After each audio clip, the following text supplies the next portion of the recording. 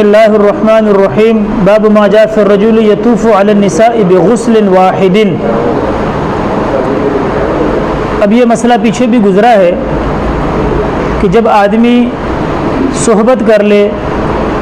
تو صحبت کرنے کے بعد دوبارہ صحبت کا ارادہ ہو یا دوبارہ صحبت کا ارادہ نہ ہو، آدمی کہے کہ میں نے لیٹنا ہے، کوئی بھی صورت ہو، تو اس آدمی کے لیے فضیلت کے 3 درجے ہیں۔ پہلا اور فضیلت کا اعلیٰ درجہ یہ ہے کہ یہ آدمی غسل کرے، اور یہی مسئلہ ہے کہ ایک آدمی کی 2 3 4 بیویاں ہیں، اب اس کا ارادہ ہے کہ جی میں سب کے ساتھ صحبت کرنا چاہتا ہوں ایک ہی رات میں، تو ان کے لیے بھی یہی مسئلہ ہے کہ وہ ایک بیوی سے صحبت کرنے کے بعد دوسری بیوی سے صحبت کا ارادہ کرتا ہے، یا اپنی ہی بیوی سے دوبارہ صحبت کا ارادہ ہے، یا ان دونوں میں سے کوئی کام نہیں ہے، لیٹنے کا ارادہ ہے، تو ساری صورتوں میں اس کے لیے فضیلت کے 3 درجات ہیں۔ اعلیٰ درجہ فضیلت کا یہ ہے کہ غسل کرے،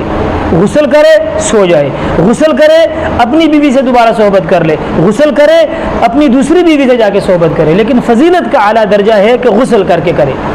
فضیلت کا دوسرا درجہ یہ ہے کہ وضو کرے، کما توضع للصلاۃ، جیسے نماز کے لیے وضو کرتے ہیں ایسا وضو کرے پھر سو جائے، ایسا وضو کرے پھر اپنی بیوی سے دوبارہ صحبت کر لے، یا ایسا ہی وضو کرے اپنی دوسری بیوی کے پاس چلا جائے، اس میں کوئی حرج نہیں۔ یہ فضیلت کا دوسرا درجہ ہے۔ فضیلت کا تیسرا درجہ یہ ہے کہ کم از کم ہاتھ منہ دھولے اور شرمگاہ دھولے،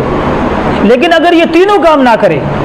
اور تینوں کام کیے بغیر سو جائے، یا تینوں کام کیے بغیر اپنی ہی بیوی سے دوبارہ صحبت کرے یا اپنی دوسری بیوی سے صحبت کرے، تو بھی کوئی حرج نہیں ہے،